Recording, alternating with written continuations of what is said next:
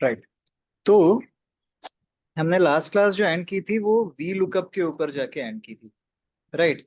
तो V lookup हाँ हमने एक जस्ट स्टार्ट किया था और उसके अंदर बस ये बताया था कि हम वी लुकअप तब यूज करते हैं जब कोई एक चीज हमें ढूंढनी है किसी एक टेबल के अंदर, और उस टेबल का जो कॉलम होना चाहिए, जिस कॉलम में से हमको ढूंढना है वो सबसे पहला होना चाहिए, और उस कॉलम के अगेंस्ट में जो भी चीजें लिखी है उसको रिटर्न करवाने के लिए हमें एक इंडेक्स नंबर या कॉलम इंडेक्स नंबर देना पड़ता है। राइट। हम्म यहाँ हाँ तक का हुआ था।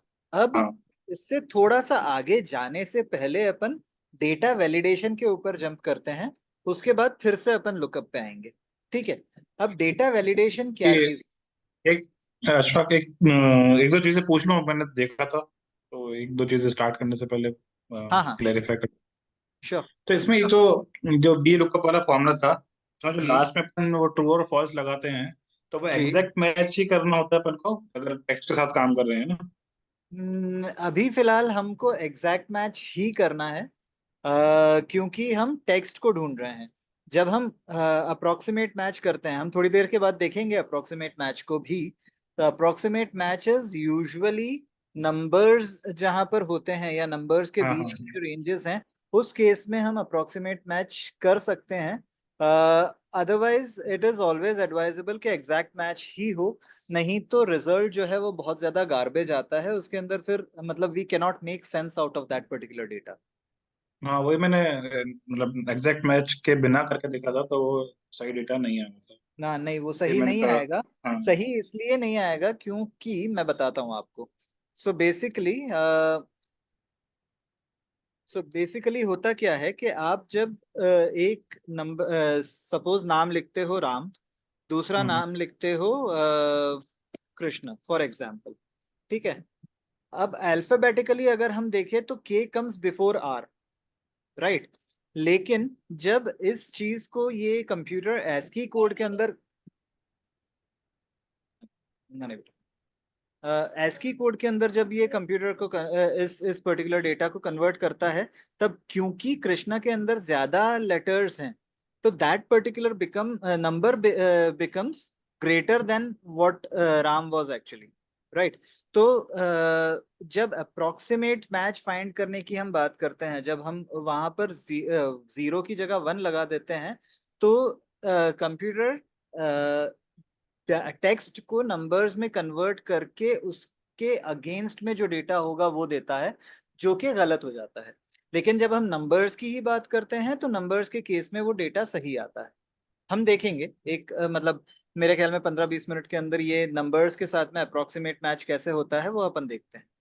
ठीक है। ठीक है।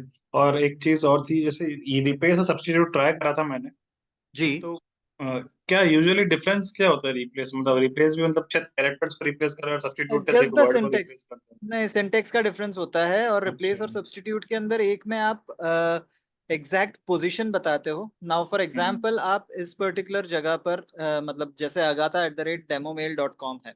ठीक है। हम्म आप जब यहाँ पर सब्स्टिट्यूट का फॉर्मूला लगाते हो, लेट्स जस्ट से मुझे डेमो की जगह याहू चाहिए। ठीक है।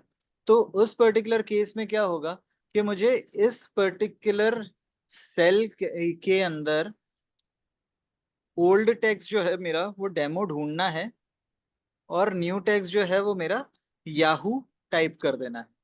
ठीक है। अब ये चीज जब मैं नीचे तक ड्रैग करूंगा सारे सेल्स में, इसकी पोजीशन जो है वो हर एक के अंदर चेंज होती जा रही है। डेमो की पोजीशन फर्स्ट वाले केस में 8th डिजिट से चालू हो रही है, 8th पोजीशन से। सेकंड वाले केस में 6th पोजीशन से चालू हो रही है।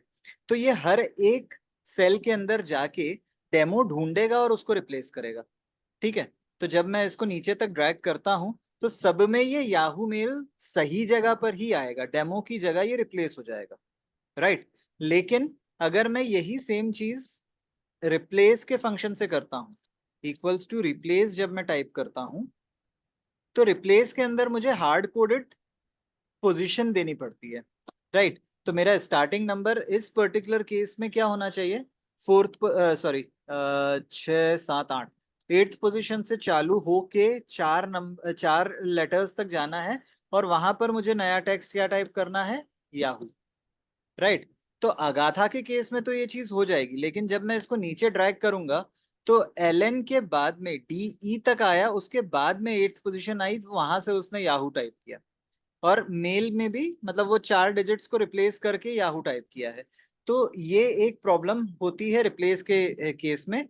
रिप्लेस का फंक्शन केवल तभी यूज में सही से आता है जब हमारा, लेट्स जस्ट से हम ऑर्डर आईडीज या किसी प्रोडक्ट के SKU कोड्स बनाते हैं, राइट। तो प्रोडक्ट के SKU कोड्स जब हम बनाते हैं तब शुरू का एक पर्टिकुलर नंबर तक का पोर्शन हम सेम रखते हैं, उसके बाद में फिर 2 डिजिट्स या 3 डिजिट्स किसी प्रोडक्ट के SKU के कोड्स डालते हैं, और उसके बाद फिर कुछ और रखते हैं। तो उस पर्टिकुलर केस में क्या होता है, हमारी प्रोडक्ट या SKU कोड की पोजिशनिंग सेम रहती है, वहां पर लेटर्स अलग अलग हो सकते हैं।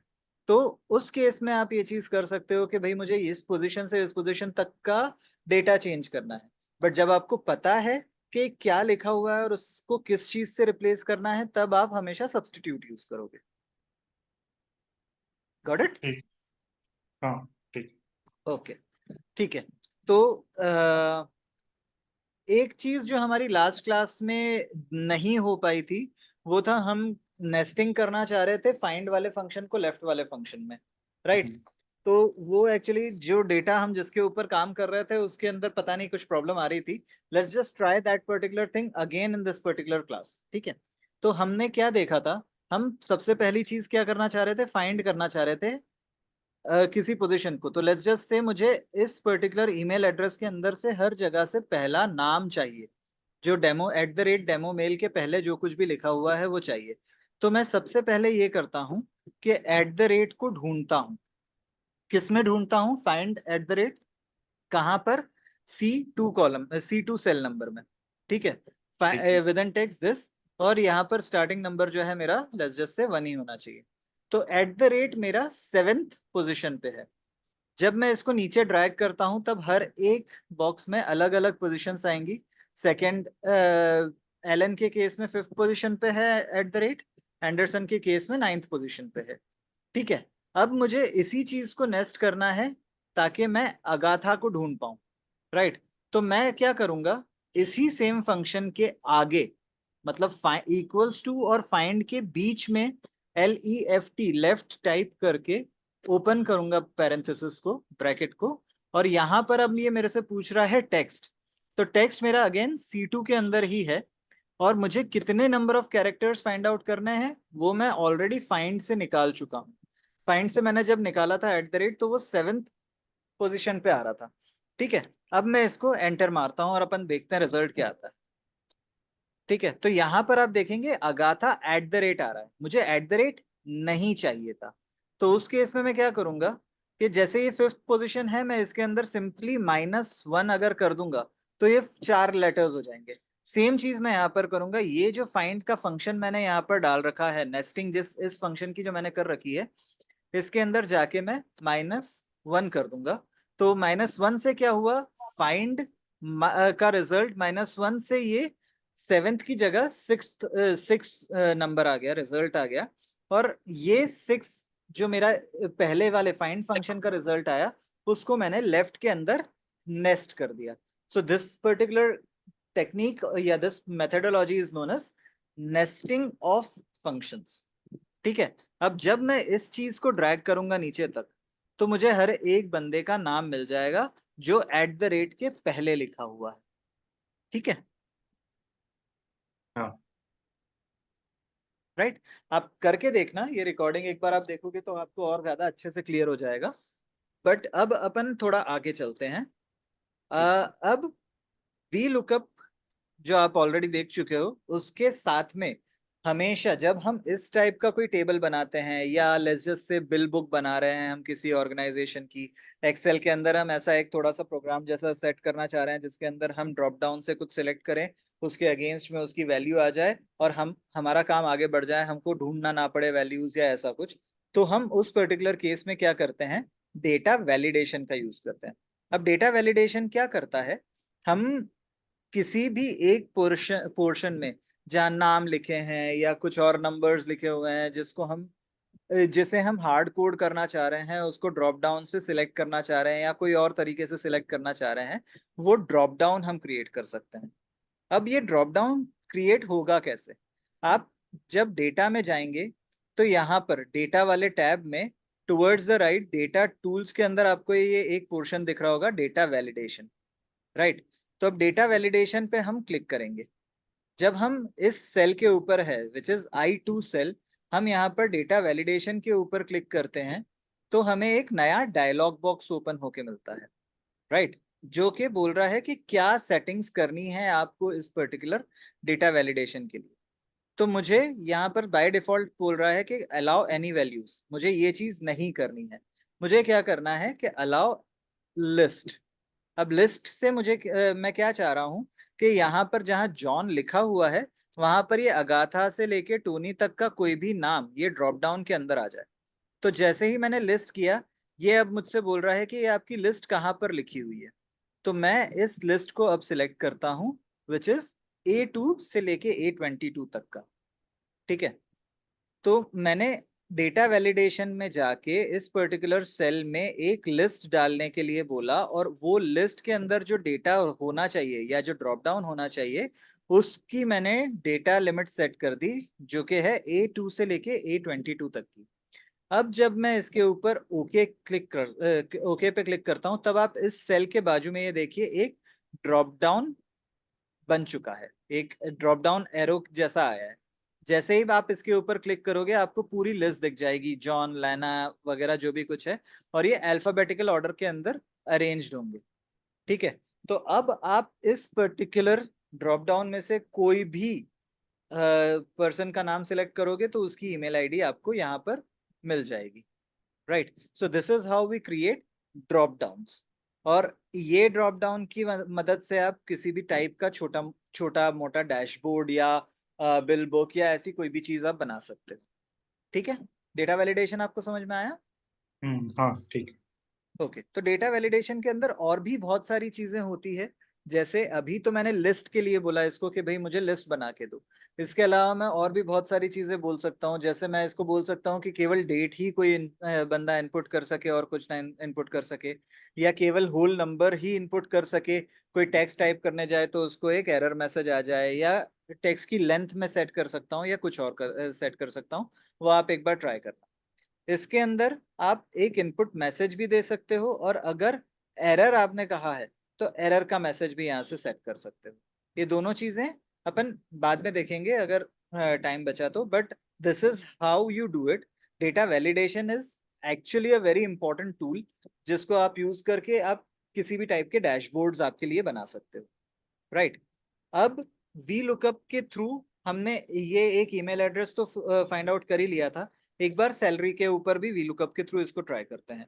तो क्या करेंगे हम, वी लुकअप पैरेंथेसिस ओपन करेंगे, जिस नाम को ढूंढना है उसको सिलेक्ट करेंगे, टेबल को सिलेक्ट करेंगे। और ये चीज हमेशा हमको याद रखना है कि जो चीज हमें ढूंढनी है टेबल के अंदर, उस टेबल के का इंडेक्स कॉलम, उस इंडेक्स कॉलम में वो वाली चीज होनी चाहिए। मतलब अगर फिलहाल मैं नाम ढूंढ रहा हूं तो नाम हमेशा फर्स्ट होना चाहिए और उसके बाद बाकी की सारी चीजें होनी चाहिए, राइट। तो अब सैलरी मेरी कौन से इंडेक्स नंबर पे है? 1 2 3 4 5, फिफ्थ इंडेक्स नंबर पे है। तो यहाँ पर मैं कॉमा करके 5 0 कर दूंगा, 0 for exact match, and I will hit an enter. तो जॉना की जो सैलरी है वो है $3,100। $3,100 यहाँ पर आ गया, राइट। अब यही सेम चीज, ये था हमारा वी लुकअप, जिसके अंदर वी का मतलब होता है वर्टिकल। यहाँ पर मैंने वर्टिकली ढूंढा और उसके बाद में हॉरिजॉन्टली रिटर्न किया। सिमिलरली एच लुकअप करके एक चीज होती है। एच लुकअप अभी फिलहाल मैंने ये किया है कि इस पर्टिकुलर टेबल का पहला कॉलम और ईमेल एड्रेस का कॉलम मैंने यहाँ पर हॉरिजॉन्टली अरेंज कर दिया है, ठीक है। तो जो नाम यहाँ पर वर्टिकली है इस पर्टिकुलर टेबल में एम के बाद वाले टेबल में हॉरिजॉन्टली है, राइट। तो एच लुकअप का भी सिंटेक्स सेम ही है, equals to H lookup. H lookup का मतलब हॉरिजॉन्टल लुकअप। और अगेन हमको उसके अंदर करना यही है कि जो चीज ढूंढनी है उससे पहले आप सिलेक्ट करोगे, कॉमा, कहाँ से ढूंढनी है तो मुझे एम से लेके ए एच के बीच में ढूंढना है फर्स्ट रो में, और सेकेंड रो यहाँ पर आपने पहले देखा था तब कॉलम इंडेक्स नंबर था, यहाँ पर ये आपको बोल रहा है कि रो इंडेक्स नंबर क्या होना चाहिए। तो क्योंकि ये अब मेरा सेकेंड रो में ही है तो रो इंडेक्स नंबर मेरी 2 हो जाएगी, कॉमा अगेन मुझे अप्रोक्सीमेट मैच नहीं करना है, एग्जैक्ट मैच करना है, तो मैं इसको 0 कर दूंगा and I hit an enter. तो मुझे जॉना का ईमेल एड्रेस एच लुकअप से मिल जाएगा अगर मेरा टेबल हॉरिजॉन्टली अरेंज्ड है तो। ठीक है, एच लुकअप में कोई दिक्कत? नहीं ठीक है। हाँ जी। हाँ, ठीक है, ऐसा तो एच लुकअप भी ठीक है ये। हाँ, ठीक है, वो मैं बाद में पूछ लूंगा। ओके एक चीज। ठीक है, तो हम आगे चलते हैं। अब आता है लुकअप। अब लुकअप जो है इसके 2 या 3 मेथड्स हैं। ठीक है, मैं एक केवल ईमेल एड्रेस वाला मैं करके दिखाऊंगा, बाकी दोनों आप एक बार ट्राई कर लेना, डिपार्टमेंट फाइंड आउट करना और मंथली सैलरी फाइंड आउट करना। लुकअप एक्चुअली एच लुकअप और वी लुकअप दोनों से बहुत ज्यादा पावरफुल टूल है। क्यों है? क्योंकि इस पर्टिकुलर केस में मैं आगे का कॉलम देख के पीछे वाला कॉलम भी फाइंड आउट कर सकता हूं और पीछे वाले कॉलम को देख के आगे वाला कॉलम भी फाइंड आउट कर सकता हूं। कैसे? लुकअप के केस में ये मुझसे 2 अलग-अलग मेथड्स के थ्रू डेटा पूछता है। पहला मेथड है लुकअप वैल्यू, उसके बाद लुकअप वेक्टर और रिजल्ट वेक्टर, ये 3 चीज बताने का, और दूसरा मेथड है लुकअप वैल्यू और अरे बताने का। फिलहाल मैं सेकंड मेथड से शुरू करता हूँ। तो अब मुझे सपोज जॉना को ही ढूंढना है, ठीक है, और सेकंड मेथड में अब ये मुझे क्या बोल रहा है, अरे, राइट। तो अब मैं ए बी सी केवल ये 3 कॉलम सिलेक्ट करता हूँ और एंटर मार देता हूँ। तो यहाँ पर इसने मुझे डायरेक्टली रिजल्ट दे दिया है, मुझे कोई कॉलम इंडेक्स नंबर डालने की जरूरत नहीं पड़ी, कोई ट्रू या false exact match approximate match करने की जरूरत पड़ी है। क्यों? क्योंकि ये वाला जो मेथड है लुकअप का, उसमें इसने बाय डिफॉल्ट आइडेंटिफाई कर लिया कि मैंने कितने कॉलम सिलेक्ट किए हैं, राइट। अब अगेन सपोज मुझे इसी सेम मेथडोलॉजी के थ्रू, विच इज लुकअप के थ्रू डिपार्टमेंट फाइंड आउट करना होता, तो मैं क्या करता, जॉना को सिलेक्ट करता और ये टेबल अरे जो है वो 4th कॉलम तक का सिलेक्ट करके एंटर मार देता। तो जॉना का business development is the department. ठीक है, ये आप बाकी दोनों चीजों पे एक बार ट्राई कर लेना इस वाले मेथड को, राइट। दूसरा तरीका है कि मैं लुकअप को चालू करूं और ये अब मुझे क्या बोल रहा है कि लुकअप वैल्यू क्या है, लुकअप वेक्टर कौन सा है और रिजल्ट वेक्टर कौन सा है, राइट। तो लुकअप वैल्यू तो मेरी अगेन जॉना ही है, मुझे इसी चीज को ढूंढना है, कॉमा लुकअप वेक्टर मतलब इस पर्टिकुलर नाम को या इस पर्टिकुलर चीज को मुझे ढूंढना है किस कॉलम में, तो मुझे ढूंढना है इस कॉलम में, कॉमा। और अब मुझे मुझे रिजल्ट वेक्टर, रिजल्ट कौन से कॉलम के अंदर से ढूंढना है, तो लेट्स जस्ट से कि मुझे मंथली सैलरी फाइंड आउट करनी है, विच इज कॉलम 5। तो अब मैंने इस पर्टिकुलर केस में 3 चीजें बताई उसको, कि पहली क्या ढूंढना है, दूसरा कहाँ से ढूंढना है, और तीसरा कौन से कॉलम के अंदर का रिजल्ट मुझे फाइंड आउट करके दे देना है। जब मैं इसको एंटर करता हूं तो अगेन ये मुझे सही जवाब दे देगा, विच इज जॉना का की मंथली सैलरी है 3100 रुपए। अगेन ये सेम चीज आप किसी भी कॉलम के ऊपर अप्लाई कर सकते हो। और क्योंकि ये वाला मेथड था, इस मेथड को यूज करके हम रिवर्स लुकअप भी लगा सकते हैं। रिवर्स लुकअप क्यों? क्योंकि मेरे लुकअप वैल्यू को फाइंड करने के लिए इंडेक्स कॉलम या अरे का इंडेक्स कॉलम जो है वो सेम नहीं होना चाहिए, जरूरी नहीं है। ठीक है, तो अब सपोज कीजिए कि मुझे ये ईमेल एड्रेस के अगेंस्ट में क्या नाम है वो ढूंढना है, तो मैं ईमेल एड्रेस को सिलेक्ट करता हूं एज लुकअप वैल्यू, और ये लुकअप वैल्यू मुझे ढूंढनी है सी कॉलम के अंदर, और इसके साथ में या इसका जो रिजल्ट वेक्टर है वो है मेरा ए कॉलम में। तो ये तीनों चीजें मैं सिलेक्ट कर लूंगा इंडिविजुअली, तो मैं उल्टा भी जा सकता हूं लुकअप के थ्रू, जो कि वी लुकअप और एच लुकअप के अंदर पॉसिबल नहीं था। ठीक है, ठीक। कोई प्रॉब्लम? नहीं ठीक है, बस उसमें वही है कि सिलेक्ट एक एक कॉलम एक एक सिलेक्ट करना पड़ेगा। हाँ एग्जैक्टली एग्जैक्टली एग्जैक्टली। ठीक है, तो अब हम आगे बढ़ते हैं, हमारा जो आप अप्रोक्सीमेट मैच वाला बोल रहे थे उसके लिए। तो अब सपोज कीजिए कि मैं किसी स्कूल का टीचर हूँ, एक एग्जाम्पल हम अभी बना लेते हैं, ठीक है। और उस स्कूल के टीचर को अगर किसी बच्चे को 10 मार्क्स आए हैं तो उसको देना है ए, या सॉरी सी देना है। 20 मार्क्स आए हैं तो उसको देना है बी। 30 मार्क्स आए हैं तो उसको देना है ए। 40 मार्क्स आए हैं तो उसको देना है ए प्लस या डबल ए फॉर एग्जाम्पल। और 50 मार्क्स आए हैं तो उसको देना है ट्रिपल ए। ठीक है, यहाँ तक कोई दिक्कत? ठीक है। ठीक है, तो ये हमने एक एग्जाम्पल लिया है। अब सपोज कीजिए कि हमारे बच्चे को आए हैं 25 मार्क्स, राइट। तो इस पर्टिकुलर टेबल के अंदर कहीं पर भी 25 नहीं लिखा हुआ है, राइट। हम्म। तो अब मैं ये चाह रहा हूं कि 20 से लेके 30 तक के बीच में कुछ भी मार्क्स आए हों उसको बी ही मिले, right. So this is what approximate match will do. क्या करेगा, जब मैं वी लुकअप का फंक्शन चालू करता हूं और उसके बाद में ये जो नंबर यहाँ पर लिखा हुआ है उसको ढूंढता हूं इस पर्टिकुलर टेबल में, तो और उसके बाद में उसका कॉलम इंडेक्स नंबर 2 करता हूं और अप्रोक्सीमेट मैच को ऑन कर देता हूं विच इज 1। तो अप्रोक्सीमेट मैच मुझे बी रिटर्न करेगा। क्यों? क्योंकि सबसे ये 25 नंबर को पहले यहां पर ढूंढना शुरू करेगा कि 10 से 20 के बीच में है क्या, नहीं है, तो अब वो नीचे जाएगा। 20 से 30 के बीच में है क्या, जब तक 30 नहीं आ जाता तब तक उसके लिए रिजल्ट वेक्टर जो है वो बी ही रहेगा। और जैसे ही 30 आएगा, यहाँ पर जैसे ही मैं 30 लिखूंगा ये ए हो जाएगा। अब 30 के बाद 31 पे भी ए रहेगा, 32 पे भी ए, सॉरी 32 पे भी ए रहेगा, 33 पे भी ए रहेगा, 39 तक ये ए ही रहेगा। और जैसे ही मैं 40 प्रेस करूंगा इसको, ये ए हो जाएगा। तो this is what approximate match will do. वो अप्रोक्सीमेटली उसको ऊपर से नीचे तक ढूंढता रहेगा और ढूंढने के साथ साथ वो फिर रिजल्ट को जज करेगा और फिर मुझे फाइनल रिजल्ट देगा। Got it? ठीक है, इसमें अगर टेबल में जो 10, 20, 30 लिखा हुआ है जी। इसको अपन हैphazardly लिख दें तो भी फाइंड कर क्या लिख दें, पाएगा? सॉरी?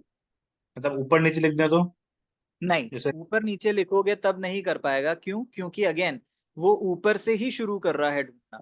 अपन इसको चलो एक बार के लिए ऊपर 60 लिख देते हैं, फिर 10, फिर लेट्स जस्ट से 25 या कुछ 30 एंड सो ऑन।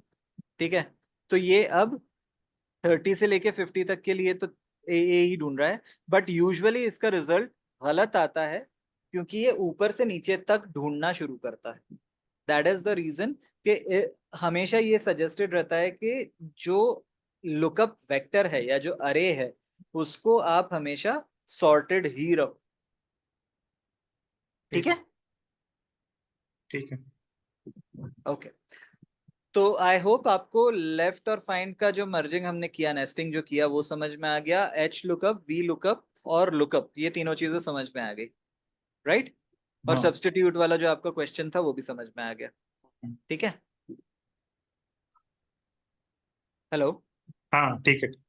ओके, तो अब एक 5 मिनट अपन डेट फंक्शंस देख लेते हैं और फिर अपन इस क्लास को एंड करते हैं। अब डेट फंक्शंस क्या होते हैं, हम बहुत बार या एक सेकेंड, हाँ मैं मेरा लैपटॉप चार्जिंग पे लगा दूं अदरवाइज बंद हो जाएगा। एक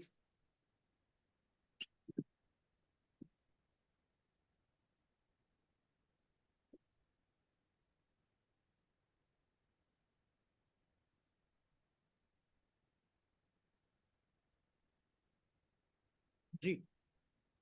तो बहुत सारे फंक्शंस ऐसे होते हैं या बहुत सारा डेटा हमारा ऐसा होता है जब हम उसके ऊपर कोई फंक्शन अप्लाई करना चाहें या सम करना चाहें। फॉर एग्जांपल आपका सेल्स डेटा है, उस सेल्स डेटा के अंदर 1 तारीख के अंदर 10 रोज हैं, 20 तारीख 2 तारीख के अंदर 50 रोज हैं, और मुझे हर एक डेट वाइज सम चाहिए। तो उस डेट वाइज सम के लिए डेट फंक्शंस का यूज करना बहुत ज्यादा इंपॉर्टेंट हो जाता है। और उन डेट फंक्शंस के अंदर एडिशन, सब्सट्रैक्शन, ये सारी चीजें भी हमको करनी पड़ जाती है। रीजन बीइंग कि अगर हम वो नहीं करेंगे तो हम आगे या पीछे की डेट्स तक नहीं पहुंच पाएंगे। तो इस चीज को करने के लिए हम डेट के फंक्शंस को यूज करते हैं। शुरू वाले तो बहुत ही सिंपल होते हैं, जैसे फॉर एग्जांपल टुडे वाला टुडे वाला एक फंक्शन होता है। तो टुडे वाला फंक्शन क्या करता है, TODAY bracket open bracket close. ये आप करेंगे तो ये आपको आज की डेट एग्जैक्टली बता देगा। ठीक है, और ये तब तक बताएगा जब तक आप की डेट चेंज नहीं हो जाती और आप किसी एक जगह पर जाके कोई एडिट नहीं कर देते हो। सिमिलरली नाउ वाला जो फंक्शन होता है वो NOW, now bracket open bracket close, ये मुझे आज की डेट और अभी का टाइम जो कि है 9:29, वो एग्जैक्टली बता देगा। और ये कब तक बताएगा, जब तक वो टाइम वहां पर चेंज नहीं होता और यहाँ पर मैं कोई दूसरा एक्टिविटी नहीं कर देता हूँ। जैसे ही 9:30 होंगे वो वहां पर टाइम चेंज हो जाएगा। राइट। फिर आता है डे, मंथ और ईयर। हमारी डेट के अंदर ये तीनों चीजें होती है, जो कि है डेट, मंथ और ईयर। ये तीनों चीजें हमें रिटर्न करनी है। ठीक है, तो हम कैसे करेंगे इस चीज को, इक्वल्स टू DAY। डे वाला फंक्शन जब आप यूज करोगे तो बहुत बार हमारे पास में जो डेट होती है वो डेट एक सिंगल फॉर्मेट के अंदर हम नहीं लिखते हैं। कभी कभी उसको MMDDYY भी लिखते हैं, मतलब मंथ पहले फिर डेट फिर ईयर। या फिर बहुत बहुत सारी जगह पर हम उसको DDMMYY भी लिखते हैं, विच इज डे पहले फिर मंथ फिर ईयर। राइट। अब उस केस में यहाँ पर आप देखिए ये 2/5/2023, इसका मतलब क्या है, ये फेब्रवरी में फेब्रवरी है कि मई है, 5 फरवरी की डेट है या 2 मई की डेट है, ये हमको नहीं पता। तो हम उस पर्टिकुलर केस में क्या यूज करते हैं, DAY, डे का फंक्शन यूज करते हैं। और उससे पूछ लेते हैं कि भाई इसके अंदर डे क्या है या डेट क्या है। तो ये मेरी 5 फरवरी की डेट है, ना कि 2 मई की। सिमिलरली ये जब हम मंथ वाला फंक्शन यूज करेंगे, MONTH ब्रैकेट ओपन करके इस डेट को सिलेक्ट करेंगे और ब्रैकेट क्लोज कर देंगे, तब ये मुझे देगा मंथ। राइट। तो डे था मेरा 5, मंथ है मेरा सेकेंड, और ईयर के लिए again same function YEAR year bracket open और इस पर्टिकुलर डेट को सिलेक्ट कर लो और एंटर मार दो, तो ये आपको ईयर दे देगा। नाउ सी, जैसे ही मैंने कुछ चेंजेस किए यहाँ ऊपर मेरा टाइम भी चेंज हो गया। राइट। तो ये नाउ वाले फंक्शन की यही खूबी है कि ये एग्जैक्टली करंट डेट और टाइम बताता है। और टुडे वाले फंक्शन में जैसे ही डे चेंज होगा तब वो वहां पर डेट चेंज हो जाएगी। ठीक। ठीक है। अब ठीक है। आते हैं हम एडिशन और सब्सट्रैक्शन करने के लिए डेट्स पे। अब सपोज कीजिए कि मेरी डेट जो है वो आज की यही है। ठीक है, 18 जून 2024। मुझे ये फाइंड आउट करना है कि आज से 10 दिन बाद क्या डेट रहेगी या फिर आज से 10 दिन पहले क्या डेट थी, विच इज एडिशन या सब्सट्रैक्शन। तो इसको करने का बहुत ही सिंपल तरीका है, क्योंकि डेट हमेशा नंबर के फॉर्मेट में ही रहती है। उसको जब आप चेंज करते हो डेट फॉर्मेट में तब यहाँ पर डेट फॉर्मेट आता है। तो ये भी नंबर जैसे ही ट्रीट होता है। उसके लिए मैं क्या करूंगा, डेट को सिलेक्ट करूंगा प्लस, और 10 यहाँ पर लिखा हुआ है उसको मैं सिलेक्ट कर लूंगा। तो आज से 10 दिन बाद 28 तारीख होगी। अगेन मुझे इसी सेम डेट से पहले की 10 दिन पहले की डेट चाहिए, तो मैं फिर से -10 इसके अंदर ऐड कर दूंगा। तो मुझे मुझे आज से 10 दिन पहले की डेट मिल जाएगी, विच इज 8 जून 2024। राइट। तो ये सिंपल था। एक बार ये धीरज, सब्ट्रैक्ट वाला एक बार वापस दिखाना। क्या सब्सट्रैक्ट वाला फॉर्म फिर है? से मैं दिखाऊं? अच्छा, ओके। B17। सब्सट्रैक्ट के लिए मैंने अभी फिलहाल B17 के अच्छा, अंदर जो नॉर्मल हमारे माइनस टुडे लगा। वाला फॉर्मूला लगा हुआ था उसके हम्म। अंदर मैंने एडिशन किया। क्यों एडिशन किया, क्योंकि यहाँ पर जो नंबर लिखा हुआ है C19 में वो हम्म। ऑलरेडी -10। ठीक है, तो प्लस ठीक माइनस माइनस हो जाएगा, इसलिए मैंने यहाँ पर एडिशन करके इसको सिलेक्ट किया। तो ये -10 हो गया। इसका दूसरा तरीका है, मैं इसको डेट को सिलेक्ट करूंगा डायरेक्टली -1010 कर दूं, तो भी मुझे सेम ही रिजल्ट मिलेगा। ठीक है। ठीक है। और ज्यादा अब प्लस करेंगे तो मंथ अपना चेंज हो जाएगा। जी सॉरी। ज्यादा एडिशन करेंगे तो मंथ अपने आप चेंज हो जाएगा अपने फिर। आप चेंज हो जाएगा। आप इसके अंदर 50 ऐड कर लीजिए, तो आज से 50 दिन बाद 7 अगस्त रहेगी, आज से 60 दिन बाद 17 अगस्त रहेगी, and so on and so fourth. ठीक है। कूल है? ठीक है। तो अब हम आते हैं ई डेट पे। अब ई डेट क्या होता है? ई डेट जो है वो, अभी तक हमने नंबर ऑफ डेज ऐड किए थे, मतलब यहाँ 60 जब ऐड किया मैंने, तो ये डेट के अंदर 60 दिन ऐड किए हैं। लेकिन अब मुझे सपोज मंथ ऐड करना है, तो मंथ ऐड करने के लिए मैं क्या करूंगा? ई डेट वाले फॉर्मूले को यूज करूंगा। तो ई डेट वाला फॉर्मूला क्या करता है कि मुझे आज से 10 महीने बाद कौन सी डेट होगी वो बताएगा, राइट? तो इसके लिए हमारा फॉर्मूला क्या रहेगा? E D A T E, E date, bracket open, जो स्टार्ट डेट है उसको आपको सिलेक्ट करना है, और कितने महीने आगे वाली डेट आपको बतानी है। तो फॉर एग्जाम्पल 10 महीने बाद वाली डेट मुझे बतानी है, तो मैं 10 को सिलेक्ट करूंगा। तो आज है 18 जून, आज से 10 महीने बाद होगी 18 अप्रैल 2025। अगेन मुझे माइनस करना है 10 मंथ, तो मैं अगेन इसके लिए ई डेट कब यूज करूंगा? स्टार्ट डेट सेलेक्ट करूंगा, और यहाँ पर मंथ्स के अंदर -10 को यूज कर लूंगा, एंटर। तो ये आज से 10 महीने पहले 18 अगस्त थी 2023 की। ठीक है, यहाँ तक कोई दिक्कत? नहीं, ठीक है। ओके। तो अगर मुझे नंबर ऑफ ईयर्स ऐड करना है, अभी तक मैंने महीने ऐड किए, अब सपोज मुझे साल ऐड करना है। अभी तक 10 महीने ऐड किए थे, 10 साल अगर मुझे ऐड करने हैं, तो भी मैं ई डेट वाला फॉर्मूला ही यूज करूंगा, which is equals to E date, bracket open, start date. और अब क्योंकि मुझे महीने मल्टीप्लाई करने हैं 10 साल के, तो 10 साल में 10 इंटू 12 महीने होंगे। तो यहाँ पर मैं नेस्टिंग कर दूंगा अगेन फॉर्मूले की, ई डेट के अंदर एक अर्थमेटिक फंक्शन लगा दूंगा, C28 × 12, और एंटर कर दूंगा। तो आज से 10 साल बाद 18 जून 2034 होगी 2024 की जगह। ठीक है, माइनस आप एक बार खुद करके देख लेना, यही सेम फॉर्मूला रहेगा उसमें भी, राइट? ठीक है। ओके। अब हम आते हैं नेट वर्क डेज पे। अब नेट वर्क डेज का मतलब क्या होता है?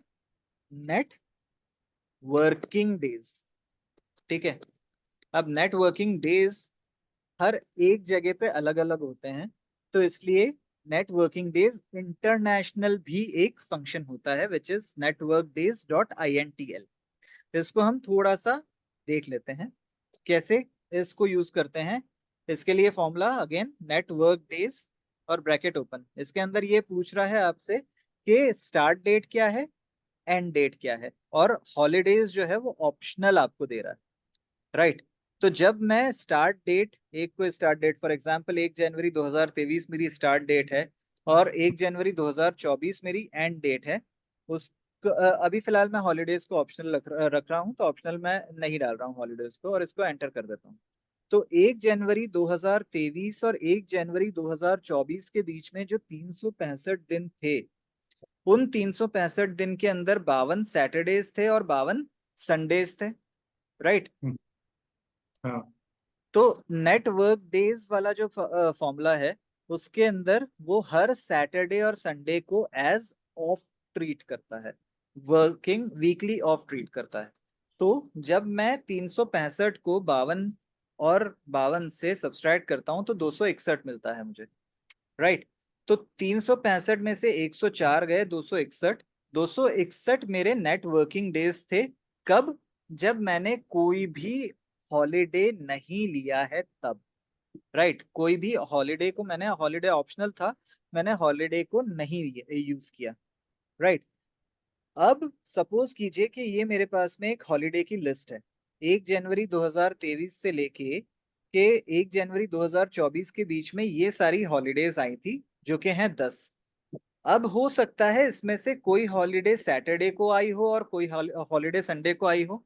तो उसको फाइंड आउट करने का सिंपल तरीका है इक्वल्स टू TEXT, टेक्स्ट का फंक्शन आप यूज कीजिए, जो डेट है उसको सिलेक्ट कीजिए, कॉमा, इन्वर्टेड कॉमास में डी डी डी, ये डी 3 बार लिखेंगे हम, तो वो पर्टिकुलर डेट कौन से डे पे आई थी वो आपको मिल जाएगा। एंटर। तो अब जैसे 14 जनवरी ही है, वो सैटरडे को आई थी।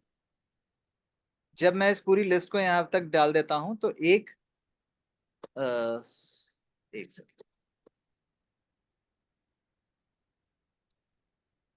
ठीक है। तो एक सैटरडे यहां पर है, इसको मैं कलर कर देता हूं। एक सैटरडे यहाँ है, एक संडे यहाँ है, और एक सैटरडे यहाँ है, राइट। तो 10 में से मेरी 4 छुट्टियां जो हैं वो ऑलरेडी सैटरडे संडे को आई थी, और बाकी की बची हुई 6 छुट्टियां जो हैं वो वर्किंग डेज के ऊपर आई थी। ठीक है। तो अब मैं जब यहाँ पर जाके ऑप्शनल हॉलीडेज की लिस्ट सिलेक्ट करता हूं, ये सारी डेट्स की लिस्ट सिलेक्ट करता हूं और एंटर मारता हूं, तो अब यहाँ पर देखिए आप, इसका रिजल्ट हो गया 255, राइट। अब 255 का क्या मतलब हुआ कि जो 261 मेरी ऑलरेडी सैटरडे संडेज को हटा के वर्किंग डेज थे, उसके अंदर मैंने ये 6 दिन और घटा दिए, क्योंकि ये मेरे ऑप्शनल हॉलीडेज थे, राइट। और वो ऑप्शनल हॉलीडेज घटाने के बाद में 261 में से 6 और घटा दिए, तो 255 मेरे अब नेट वर्किंग डेज बचे, राइट। तो दिस इज हाउ वी ठीक यूज नेट वर्क डेज वाला फॉर्मूला। इसके साथ में एक नेटवर्क डेज इंटरनेशनल भी होता है, क्योंकि हम जैसे गरीब लोग जो हैं, जिस कंट्री में काम करते हैं, हमको केवल संडेज ही ऑफ मिलता है, सैटरडेज ऑफ नहीं मिलता है। तो नेटवर्क डेज इंटरनेशनल वाला जो फॉर्मूला है, उसके अंदर भी अगेन आप स्टार्ट डेट, एंड डेट, ये दोनों चीजें तो सिलेक्ट कर सकते हो। उसके बाद में जैसे ही आप कॉमा प्रेस करोगे तो आपको ये पूरी एक लिस्ट दिखा देगा कि आप कौन कौन से दिन वीकली ऑफ पकड़ते हो अपने। है। अच्छा। Saturday Sunday, Sunday Monday, Monday Tuesday, Tuesday Wednesday, या केवल संडे, केवल मंडे, केवल ट्यूसडे। तो हर एक का एक कोड लिखा हुआ है यहाँ पे। 11 फॉर एग्जाम्पल, हमारा केवल संडे ऑफ होता है, तो हम यहाँ पर 11 टाइप करेंगे, और फिर से यहाँ के जितने भी हॉलीडेज हैं उनको सिलेक्ट कर लेंगे, ठीक है, और एंटर करेंगे। तो यहाँ पर अब मुझे ये दिखा रहा है 304 मेरे वर्किंग डेज हैं। क्यों? 365 वर्किंग डेज थे, उसके अंदर से 52 तो चले गए मेरे संडेज, राइट। हाँ। तो 313 बचे। अब जो मेरी ये हॉलीडेज की लिस्ट थी, ये थी 10 की। उन 10 के अंदर से एक ये वाला हॉलीडे जो था वो मेरा संडे पे आया था, तो मुझे इसके अंदर से 9 और घटाना है। इसके अंदर से जैसे ही मैं 9 घटाता हूं तो ये 304 हो गया। तो इतने कैलकुलेशंस करने के बजाय मैं नेटवर्क डेज वाला फंक्शन यूज कर सकता हूँ। क्लियर है? ठीक। हाँ ठीक है। राइट। और आज का आखिरी समाचार, डेट डिफ। ये थोड़ा सा आप ध्यान से समझना, क्योंकि ये इनबिल्ट फंक्शन नहीं होता है एक्सेल के अंदर। ये फंक्शन के ऊपर आपको कोई सजेशन भी नहीं आएगा, ठीक है। तो डेट डिफ वाला जो फंक्शन होता है वो किस तरीके से चलता है वो मैं देखते हैं अपन। तो अब फॉर एग्जाम्पल मुझे दो डेट्स के बीच में कितने साल आते हैं ये पता करना है। तो इसका फंक्शन रहेगा DATE डेट डिफ। उसके बाद में मैं यहाँ पर इसको दूंगा स्टार्ट डेट और एंड डेट, ठीक है। Start date comma end date, और कॉमा लगा के मैं इन्वर्टेड कॉमास में मुझे क्या रिजल्ट चाहिए, मुझे ईयर्स चाहिए, मंथ्स चाहिए, डेट चाहिए, या ईयर के बाद कितने महीने बच रहे हैं वो चाहिए, क्या चाहिए मैं वो बताता हूँ उसको, ठीक है। तो उसके लिए मैं यहाँ पर टाइप करता हूँ वाई इन्वर्टेड कॉमास में, और फिर एंटर करता हूँ। तो 1987 से लेके 2024, 29 मई 1987 से आज की तारीख तक के बीच में 37 साल हो चुके हैं, ठीक है। सिमिलरली मैं इस फंक्शन के अंदर डेट की जगह, या सॉरी वाई की जगह, जैसे ही मैं इसमें एम लिखूंगा, तो ये मुझे बता देगा कि इन्हीं दो डेट्स के बीच में 444 महीने हो चुके हैं। और मैं इसी फॉर्मूले में यहाँ पर m की जगह अगर t लिख दूंगा, तो ये मुझे बता देगा कि इन दो डेट्स के बीच में 13,535 डेज बीत चुके हैं। ठीक है, लेकिन ठीक। लेकिन this is not the result which I was seeking. मुझे क्या चाहिए था कि जो 37 साल तो हो गए, अब मुझे ये बताओ कि 37 साल के बाद में इन दो डेट्स के बीच में कितने महीने का गैप है। तो उसके लिए मैं क्या यूज करूंगा, यहाँ पर आपको साइड में मैंने लिख भी दिया है आपकी कन्वीनियंस के लिए। तो इस पर्टिकुलर केस में मैं यहाँ पर यूज करूंगा वाई एम। ये जो इन्वर्टेड कॉमास है, जहां पर अभी तक आपने केवल वाई लिखा था, उसमें आप वाई एम लिख दो। तो 37 साल के बाद में अभी तक एक महीना भी कंप्लीट नहीं हुआ है। 29 मई 1987 और 18 जून 2024 के बीच में एक भी महीना पूरा कंप्लीट नहीं हुआ है। अभी मैं 37 साल का ही हूँ, 0 मंथ्स। लेकिन उसके बाद में मैं डेज भी निकालना चाहता हूँ। तो अगेन मैं इसी सेम चीज को यूज करूंगा, और यहाँ वाई एम की जगह मैं यहाँ पर लिख दूंगा एम डी। तो मैं आज की तारीख में 37 साल 0 महीने और 20 दिन का हूं। This is what this particular result is suggesting me. ठीक है। ठीक है, तो ये अलग अलग ही निकालना पड़ेगा, वाई डी का भी कुछ नहीं होता इसके अंदर? आप हाँ, इसको अलग अलग ही निकालना पड़ेगा। आप अगर एक ही जगह पर चाहते हैं तो आपको M% का यूज करना पड़ेगा, या टेक्स्ट फंक्शंस का यूज करना पड़ेगा। कैसे? जैसे इसको मैंने यहाँ पर लिख दिया, ये 37 हो गया। उसके बाद में मैं M% का यूज करता हूँ। M% इज सिंपल, ये एंड वाला जो तरीका होता है। और उसके बाद में फिर से मैं यही वाला फंक्शन यूज करता हूँ, और यहाँ पर मैं लिख देता हूँ MD। और M% के बीच में अगर मुझे स्पेस छोड़नी है तो मैं इन्वर्टेड कॉमास करके छोड़ सकता हूँ। तो यहीं पर डायरेक्टली मुझे मिल जाएगा। इसके अंदर मैं कुछ टेक्स्ट अगर लिखना चाहूँ तो यहाँ पर लिख सकता हूँ ईयर्स, और यहाँ पर फिर से मैं M% यूज करके डेज। तो मैं 37 साल 20 दिन का हूँ, ये यहाँ पर डायरेक्टली आ जाए। ठीक है, लेकिन उसके लिए आपको फॉर्मूला एक ही जगह पर उस तरीके से लिखना पड़ेगा ताकि आपको रिजल्ट यहाँ पर मिले। अगेन, ये भी नेस्टिंग ऑफ फॉर्मूलाज ही होता है। आप एक ही फंक्शन, एक ही साथ में मल्टीपल फंक्शंस भी यूज कर सकते हो। उसके बीच में आपको क्या ऑपरेटर लगाना है। तो अब जैसे ये M% वाला जो फॉर्मूला है, ये जो है फंक्शन आपके दो स्ट्रिंग्स को या दो टेक्स्ट को मर्ज करने के लिए यूज में आता है। तो अब मैंने उसके लिए क्या किया, M% एक बार तो लगाया, और उसके बाद फिर मैंने इसको एक टेक्स्ट बोल दिया कि ये टेक्स्ट लिखो बीच में पहले, जो कि है ईयर्स। और उसके बाद में फिर दूसरा फॉर्मूला लगाया यहाँ पर, और उसके बाद फिर मैंने उसको बोल दिया M% लिख के कि इसके बाद लिखो डेज। तो this is how we merge multiple strings into one, या concatenate multiple strings into one, and give the final result. ठीक है। ठीक है। तो मैं ये रिकॉर्डिंग आज की एंड करता हूँ। अ, ये डेटा जो है मैं आपके साथ में शेयर करता हूँ, और ये वाली रिकॉर्डिंग भी आपके साथ शेयर करता हूँ। ठीक है। ठीक है।